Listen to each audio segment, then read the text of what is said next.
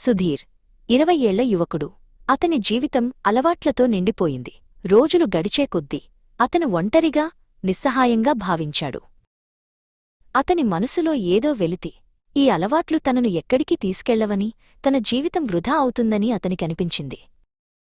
ఒకరోజు తన పాత స్నేహితుడు శాంతిగా, సంతోషంగా ఉన్న రవిని చూశాడు. రవి ముఖంలో ఒక ప్రత్యేకమైన ప్రశాంతత కనిపించింది. సుధీర్ రవి దగ్గరికి వెళ్ళి, "నువ్వు ఇంత ప్రశాంతంగా ఎలా ఉన్నావు?" అని అడిగాడు.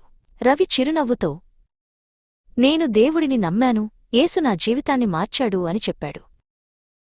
రవి సుధీర్ను తమ ప్రార్థనా మందిరానికి ఆహ్వానించాడు. సుధీర్ మొదట సందేహించాడు, కాని అతని మనసులో ఏదో తెలియని ఆశ అతన్ని వెళ్లమని పురికొల్పింది. ప్రార్థనా మందిరంలో సుధీర్ ఒక కొత్త అనుభూతిని పొందాడు. అక్కడ ఉన్న ప్రశాంతత, ప్రేమ అతన్ని ఆకట్టుకున్నాయి. అతను ఇంతకు ముందు ఎప్పుడూ ఇలాంటి ప్రశాంతతను అనుభవించలేదు. సుధీర్ బైబిల్ చదవడం, ప్రార్థించడం ప్రారంభించాడు.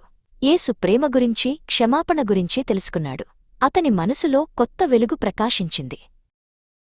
పాత అలవాట్లను వదిలించుకోవడం సులభం కాలేదు. కాని ప్రతిసారీ అతను యేసు సహాయం కోసం ప్రార్థించాడు. దేవుని శక్తితో అతను నెమ్మదిగా వాటిని అధిగమించాడు. సుధీర్ జీవితం పూర్తిగా మారిపోయింది. అతను సంతోషంగా, ఆరోగ్యంగా ఉన్నాడు. ఇప్పుడు అతను ఇతరులకు సహాయం చేస్తూ దేవుని ప్రేమను పంచుకుంటున్నాడు. యేసులో బ్రతుకుతూ సుధీర్ ప్రశాంతమైన, ఆనందకరమైన జీవితాన్ని గడుపుతున్నాడు.